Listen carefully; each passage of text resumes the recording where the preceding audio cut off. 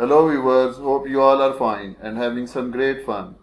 In this video, you are going to learn how to use n number function in Excel. It works like we have used the t function. T function is for text, so the n function is for numbers.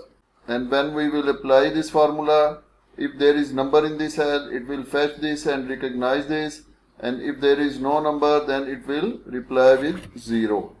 So write the formula is equal and then n and press tab and select the value and enter.